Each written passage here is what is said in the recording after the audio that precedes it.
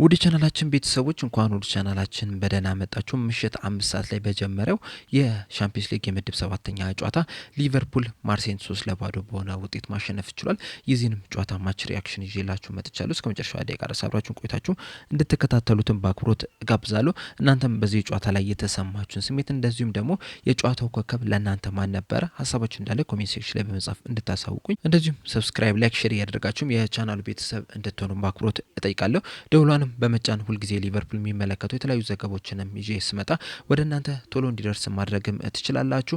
አሁን በቀጥታ ወደ ጨዋታው የምንገባ ይሆናል። አብራችሁን ቆዩ። ምሽት 5 ሰዓት ላይ በጀመረው የሻምፒዮንስ ሊግ የምድብ ሰባተኛ ጨዋታ ሊቨርፑል ፈረንሳይ ድረስ በመሄድ ማርሴይን 3-0 በሆነ ውጤት ማሸነፍ ችሏል። የሊቨርፑል የማሸነፊያ ግቦች ሳቡዝ ላይ የመጀመሪያው አጋማሽ ሊጠናቀቅ ጭማሪ 1 ደቂቃ ላይ፣ ሩሊ 72ኛው ደቂቃ ላይ፣ እንደዚሁም ኮዲ ጋክፖ 92ኛው ደቂቃ ላይ ማስቆጠርም በእነዚህም ጎሎች ሊቨርፑል 3-0 በሆነ ውጤት ማሸነፍ ችሏል። ጨዋታው እንዳጠቃላይ ከተመለከተ ነው ተመጣጣኝ የሚባል እንቅስቃሴ የታየበት ጨዋታ ነው የነበረው። በዚህ ጨዋታ ላይ እንግዲህ ማርሴዮች በሁለት አጋጣሚዎች ሊቨርፑሎችን በደንብ ማስጨነቅ ችለው ነበር። የመጀመሪያው አጋማሽ ሲጀምር አካባቢ እስከ 20ኛው 25ኛው ደቂቃ ድረስ ማርሴዮች የተሻለ ሲንቀሳቀሱ መመልከት ችለናል። እንደዚሁም የሁለተኛው አጋማሽም እንደተጀመረ የመጀመሪያዎቹን 10-15 ደቂቆች ማርሴዮች በጣም የተሻሉ ነው የነበሩት። ከዛ ውጭ ግን በጣም ተመጣጣኝ የሚባል ፉክክር የታየበት ጨዋታ ነው የነበረው። በእርግጥ በሊቨርፑል በኩል ዛሬ ብዙ ኳሱን ይዘውታል ማለት አንችልም። ምክንያቱም ኳስ በመያዝ ደረጃ ማርሴዮች 58% መያዝ ሲችሉ ሊቨርፑሎች 42% ብቻ ነበረ ኳሱን መያዝ የቻሉትና በዚህ ሲዝን ካየናቸው አንጻር ስንመለከተው በዚህ ጨዋታ ላይ ብዙም ኳሱን መያዝ አልቻሉም። ነገር ግን ደግሞ በማጥቃት ደረጃ የተሻለ የሚባል እንቅስቃሴን ማድረግ ችለው ነበር። በተለይ ደግሞ ኤክስፔክትድ ጎሉን ስንመለከት ሊቨርፑል 1.49 ኤክስፔክትድ ጎል ማስመዝገብ ሲችል ማርሴዮች 0.88 ኤክስፔክትድ ጎል ብቻ ነው ማስመዝገብ የቻሉት። በሙከራ ደረጃ ማርሴዮች የተሻሉ ነው የነበሩት። 15 ሙከራ አድርገው ነበረ።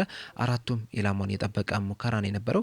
በሊቨርፑል በኩል 11 ሙከራ ሲያደርጉ 3ቱ ደግሞ ኢላማውን የጠበቀ ሙከራ ነው የነበረው። ነገር ግን ደግሞ ትልልቅ እድሎችን በመፍጠር ደረጃ ሊቨርፑል በጣም የተሻለ ቡድን ነው የነበረው። 4 ትልልቅ ቻንሶችን ክሬት አድርጎ ነበረ። ነገር ግን ከነዚህ ከፈጠሯቸው 4 እድሎች 3ቱን ሊሰቱት ችለዋል። ማርሴዮች በበኩላቸው አንድ ትልቅ ቻንስ ነበረ ክሬት ያደረጉት። ያችንም ቻንስ ግን ሊሰቷት ችሏል። በአጠቃላይ ማርሴዮች በዚህ ጨዋታ ላይ ከኳስ ውጪ በሚሆንበት ሰዓት 5-3-2 አይነት ፎርሜሽን ነበረ ለመጠቀም ሲሞክሩ የነበሩት። ከኳስ ጋር ሲሆን ደግሞ 3-3-4 አይነት ፎርሜሽን ነበር ሲጠቀሙ የነበሩት። በተለይ የማጥቃት ስፍራው ላይ ከተመለከተን የማርሴዮች ሁለት አጥቂዎችን ስንመለከታቸው ግሪንውድና ጉሪ የተባሉት ተጫዋቾች ኳሱን በሚጀምሩበት ሰዓት በጣም ወደ ክንፍ ተለጥጠው ነበር ሲጀምሩ የነበሩት። ነገር ግን ደግሞ ኳሱ መንቀሳቀስ በሚጀምርበት ሰዓት ወደ መሀል እየሮጡ በመግባት የሊቨርፑል ተከላካዮችን ለማወዛገብ ሲጠቀሙ ተመልክተናል። እንደዚሁም ደግሞ በጨዋታው ላይ በተለይ በማርሴይ በኩል ተደጋጋሚ ሌት ራነሮች ወይም ደግሞ ኋላ ቀስ ብለው ወደ ማጥቃት ክፍል እየሮጡ የሚገቡ ተጫዋቾችን በተደጋጋሚ ስንመለከት ነበረ። በተለይ ደግሞ ፓቫርድ ይህንን ነገር በተደጋጋሚ ሲተገብረው የነበረ ነገር ነው። ይበልጥ የሚያስገርመው ፓቫርድ በዚህ ጨዋታ ላይ ከማርሴይ 3 ተከላካዮች መካከል እንዳንዱ ተከላካይ ሆኖ ነበረ መግባት ይቻላል። ነገር ግን ከተከላካይ መስመር እየሮጠ ወደ ሊቨርፑል የግብ ክልል በተደጋጋሚም ሲገባ መመልከት ችለናል። ይህ ሌት ራነር በእግር ኳስ ውስጥ እንግዲህ በትክክል የማትቆጣጠረው ከሆነ በጣም ብዙ ጎሎች ሊቆጠሩበት ይችላል። ምክንያቱም እነዚህ ተጫዋቾች እየሮጡ በሚመጡበት ሰዓት ሳይታዩ ነው የሚመጡት። ብዙ ጊዜ ተጫዋቾችም ማርክ ሲያደርጓቸውም አትመለከቷቸውም እና በዛ ምክንያቶች እንግዲህ የተለያዩ ቻንሶችን ሲያገኙ መመልከት ችለናልና የመጀመሪያው አጋማሽ ላይም ሁለተኛው አጋማሽ ላይም በተለይ የመጀመሪያዎቹን ደቂቆች አካባቢ ማርሴይ ይህንን ነገር ለመተግበር ሲሞክር ተመልክተናል። የማርሴይ የሚያስገርመው ግን በዚህ ጨዋታ ላይ 3-4 ተጫዋቾች ናቸው ሌት ራነር ሆነው ሲገቡ የተመለከት ናቸው። ኋላ እየተነሱ ቀስ ብሎ ሳይታዩ ወደ ሊቨርፑል የግብ ክልል ለመግባት ጥረት ሲያደርጉ የተመለከት ነው። በሌሎች ክለቦች እንደዚህ አይነት ነገሮች አሉ። በሊቨርፑልም አንዳንድ ጊዜ ሲጠቀሙበት መመልከት ይችለናል። ነገር ግን ደግሞ በዚህ ደረጃ አይደለም። ምናልባት አንድ ወይ ቢበዛ 2 ተጫዋቾች ናቸው ሌት ራነር ሆኖ ሲገቡ የተመለከት ናቸው። በብዛት በሊቨርፑል ቤት ይህንን ነገር የሚተገብረው አሌክሲስ ማካሊስተር ነው። በማንቸስተር ዩናይትድ ቤት ብሩኖ ፈርናንዴዝ ይህንንም ሲተገብር መመልከት ችለናል። በአርሰናል ቤትም እንደነ ኦዴጋርድ አይነት ተጫዋቾች እንደነ ራይስ አይነት ተጫዋቾች ከኋላ ቀስ እያሉ እየሮጡ እየገቡ ጎሎችን ለማስቆጠር ጥረት ሲያደርጉ መመልከት ችለናል። በዚህ በማርሴይ ቡድን ውስጥ ግን 3-4 ተጫዋቾች ናቸው እየሮጡ ሲገቡ የተመለከት ናቸው።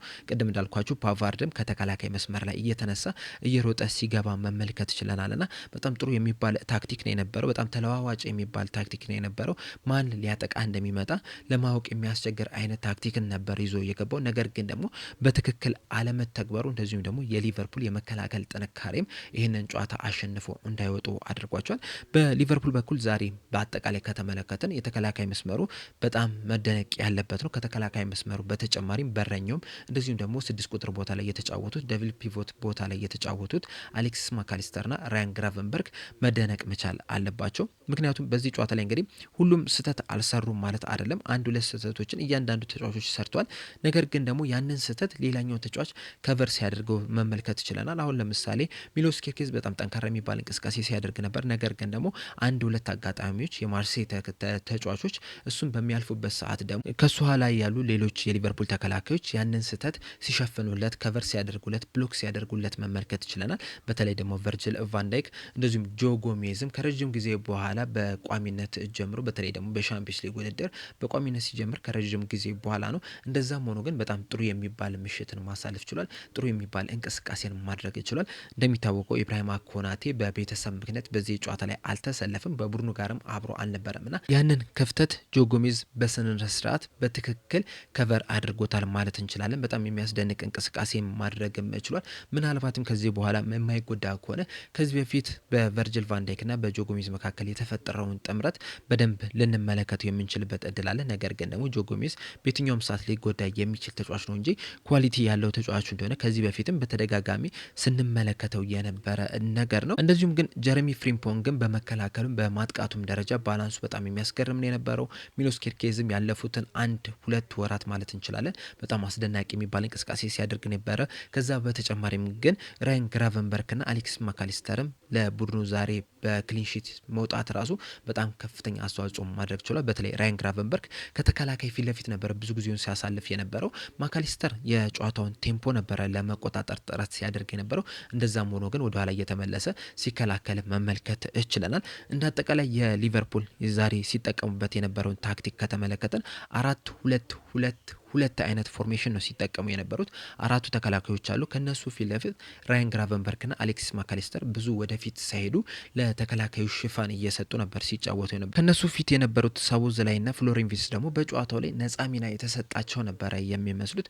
ምክንያቱም ሰቡዝላይን ከተመለከትን ወደኋላ እየተመለሰም ተከላካዩን ሲያግዝ ተመልክተናል። የመሀል ሜዳውንም ሲያግዝ ተመልክተናል። እንደዚሁም ወደፊት እየሄደ ደግሞ እንደ ፎልስ ናይንም ሲጫወት የተመለከትንበት ሁኔታም ተፈጥሯል። ፍሎሪን ቪርትዝም የተለያዩ ቦታዎች ላይ እየገባ ባስፈለገው ሰዓት እንዳስፈለገው የተለያዩ ቦታዎችን ከቨር እያደረገ ነበር ሲጫወት የነበረውና ሁለቱም ነጻ ሚና ተሰጥቷቸው የተጫወቱበት ሁኔታ ነበረ እየተፈጠረው። ነገር ግን ነጻ ሚና ሲባል ደግሞ ሙሉ ለሙሉ ነጻ ሚና አይደለም የነበረው። ባስፈለገ ሰዓት የትኛውን ቦታ ከቨር ማድረግ እንዳለባቸው ተነግሯቸው እየገቡም ይመስለኛል። ከነሱ ፊት ለፊት ደግሞ ሂጎ ኤኪቲኬና መሐመድ ሳላ ነበረ እየተሰለፉት። ሂጎ ኤኪቲኬ ወደ ግራ ክንፍ በጣም አዘን ብሎ ነበር ሲጫወት የነበረው። መሐመድ ሳላ ደግሞ በተቃራኒው ወደ ሳጥን ጠጋ ብሎ ነበር ሲጫወት የነበረው። ሞር ወደ ግቡ ተጠግቶ ነበር ሲጫወት የነበረው። የሚሆነበት ምክንያት ደግሞ ለጀረሚ ፍሪምፖንግ የተሻለ ስፔስ ለመስጠት ይመስለኛል። ምክንያቱም ጀረሚ ፍሪምፖንግ እንደሚታወቀው በጣም ፈጣን የሚባል ተጫዋች ነው። በመከላከሉንም በማገዝ ደረጃ እንደዚሁም ደግሞ ማጥቃት ሂደቱንም በማገዝ ደረጃ በጥሩ የሚንቀሳቀስ ተጫዋች ነውና የሱም ቦታ ከቨር ላለማድረግ ሲባል መሐመድ ሳላ ሞር ወደ ሳጥን ተጠግቶ እንዲጫወት ተደርጓል። በዛሬው ጨዋታ ላይ እንግዲህ መሐመድ ሳላ ያን ያህል ትልቅ የሚባል እንቅስቃሴ አድርጓል ማለት ትንሽ ያስቸግራል። ምናልባት ትልቅ በሱ ዙሪያ ልናነሳ የምንችለው 92ኛው ደቂቃ ላይ የማዕከናት ኳስ ነች። ከዛ ውጭ ግን ያን ያህል በጣም ትልቅ ተጽዕኖ ፈጥሯል ብዬ አላስብም። እንደዛም ቢሆንም ግን ገና ከአፍሪካ ዋንጫ እንደመመለሱ መጠን ድካም ላይም ሊሆን ይችላል። እንደዚሁም ደግሞ ወደ አፍሪካ ዋንጫ ካቀና በኋላ የሊቨርፑል የአጮት ስታይል ትንሽ ለወጥ ብሏልና በዛ ምክንያትም ሊሆን ይችላል መሐመድ ሳላ ዛሬ የተጠበቀበትን ያህል እንቅስቃሴ ያላደረገ። እንደዛም ቢሆንም ግን ጎል ማስቆጠር የሚችልበትንም አጋጣሚ ማግኘትም ችሎ ነበረ። ከዛ በተጨማሪም ግን በአጥቂው ስፍራ ላይ ማንሳት ያለብን ነገር ቢኖር ምንድነው በዛሬው ጨዋታ ላይ ያን ያህል ሻርፕ ነበሩ ለማለት ትንሽ ያስቸግራል። ምክንያቱም ደግሞ አንዳንድ ፓሶቻቸውን ስንመለከት ምናልባትም ከዛ የተሻለ ፓስ ቢያደርጉ ቢያደርጉ ኖሮ ሊቨርፑሎችም ከዚህ የተሻለ ጎል ማስቆጠር ይችሉ ነበረ። እንደዚሁም ተጫዋቾችን ከዚህ በፊት ያደረጓቸውን ጨዋታዎች ከተመለከትን በዛሬው ጨዋታ ላይ ያሳዩት እንቅስቃሴ ትንሽ ወረድ ብሎብኛል። በተለይ ደግሞ ፓሳቸውን ስንመለከት ፋይናል ፓሳቸው ላይ በጣም ሲቸገሩ መመልከት ችለናል። አንዳንድ ጊዜ ፓስ ማድረግ እያለባቸው ማቀበል እያለባቸው ሳያቀብሉ ቀርቷል። እንደዚሁም ደግሞ በትክክለኛው ሰዓትም ማቀበልም ሲሳናቸውም ተመልክተናል። ከዛ በተጨማሪም ግን የማርሴ ተከላካዮች ያንን ቅብብል በጣም በቀላሉ ነበር ብሎክ ሲያደርጉ የነበሩት እንጂ ከዛ የተሻለ ነገር ቢደረግ ኖሩ ምናልባትም ሊቨርፑል 3-4 ጎል አግብቶ ይህንን ጨዋታም ሊያሸንፍም ይችል ነበረ። እናም አሁንም መስተካከል ያለባቸውን ነገሮች አሉ። እንደ አጠቃላይ ግን በጣም ሶሊድ የሆነ ፐርፎርማንስ ነው ከሊቨርፑል በኩል የተመለከት ነው። በጣም በጥንቃቄ ነበረ እየተጫወቱት። ያም ጥንቃቄያቸውን በስተመጨረሻም 3-0 በሆነ ውጤት አሸንፈው ሊወጡም ችለው በሻምፒዮንስ ሊግ እንግዲህ የተሻለ የሚባል እንቅስቃሴን እያደረጉ ነው የሚገኙት። ከዛሬው ድል በኋላም ራሱ የተቀመጡበትን የደረጃ ሰንጠረዥ ስንመለከት በ7 ጨዋታ 15 ነጥብ በመሰብሰብ ከሪያል ማድሪድ ጋር በነጥብ እኩል ሆኖ በጎል ብልጫ ተበልጠው 4ኛ ደረጃ ላይ ነው የተቀመጡት። ወደ ቀጣይ ዙር በቀጥታ ለማለፍ እንግዲህ ራሳቸውን በደንብ ማመቻቸት ችሏል። የመጨረሻው ጨዋታቸውም እንግዲህ በአንፊልድ የሚደረግ ስለሆነ ያንንም ጨዋታ ያሸንፋሉ ተብሎ ነው የሚጠበቁት። ነገር ግን ደግሞ አሁንም ማሻሻል ያለባቸው ነገሮች አሉ። በእርግጥ በየጨዋታው እንግዲህ አንዳንድ ጥሩ ነገሮችን ስንመለከት በዛው ልክ ደግሞ አንዳንድ መሻሻል ያለባቸውን ነገር እየተመለከትን ነው የምንገኘውና አሁንም ባላንሱን ማግኘት መቻል አለባቸው። ነገር ግን በዚህ ጨዋታ ላይ አንድ ሳልጠቅሰው ማላልፈው ነገር ቢኖር ምንድን ነው በካውንተር አታክ ደረጃ ጥሩ መሻሻሎችን እየተመለከትን ነው የምንገኘው። ምክንያቱም ከጥቂት ጨዋታዎች በፊት እንግዲህ ሊቨርፑል በካውንተር አታክ በሚሄድበት ሰዓት ያን ያህል የሚያምር አይደለም የነበረው። እንደውም ብዙም ካውንተር አታክ ራሱ ሲሄድ አልተመለከትንም። ነገር ግን ደግሞ ያለፉትን ጥቂት ጨዋታዎች ቢያንስ 3-4 ጨዋታዎችን ስንመለከት ግን ካውንተር አታኩን በደንብ ለመጠቀም ጥረት እያደረጉ ነው የሚገኙት። በዚህ ጨዋታ ላይም ያንን ነገር መመልከትም እችለናል። እናም ከዚህ በኋላ በሚኖሩ ጨዋታዎች ላይም ይህ ነገር በደንብ መጎልበት መቻል አለበት። በአጠቃላይ እንግዲህ በዚህ ጨዋታ ላይ በሊቨርፑል በኩል የተወሰኑ ተጫዋቾች በደንብ መጠቀስ መቻል አለባቸው። አንደኛው አሊሰን ቤከር ነው። በዚህ ጨዋታ ላይ በ90 ደቂቃ 4 ሙከሮች ተሞክሮበት ነበር። በተለይ ደግሞ ሜሰን ግሪንውድ የሞከረበት እንደዚሁም ደግሞ ፒየር-ኤመሪክ ኦባሜያንግ ጨዋታው ሊጠናቀቅ ሲል የሞከረበት ሙከራ በጣም ተጠቃሽ የሚባሉ ናቸው። እነዛንም ማዳንም ችሏል። ከሱ በተጨማሪ ሚሎስ ኬርኬዝ ጥሩ የሚባል ምሽትን ማሳለፍ ችሏል። ራያን ግራቨንበርግም በጣም አስደናቂ የሚባል ምሽትን ማሳለፍ ችሏል።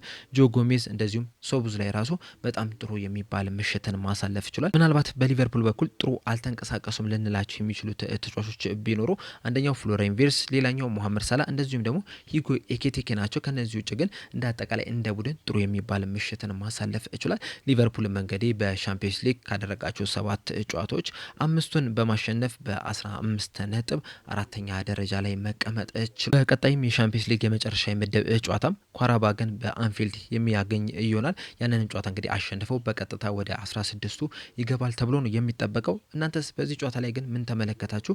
ለእናንተስ የጨዋታው ኮከብ ማን ነበረ? ሀሳባችሁን እንዳለ ኮሜንት ሴክሽን ላይ በመጻፍ አሳውቁኝ። ለአሁን እኔ እዚህ ላይ ያበቃው። በቀጣይ በሌላ እስከምንገናኝ ድረስ ሰብስክራይብ፣ ላይክ፣ ሼር ማድረግ እንዳትረሱ። ቸር ያቆየን።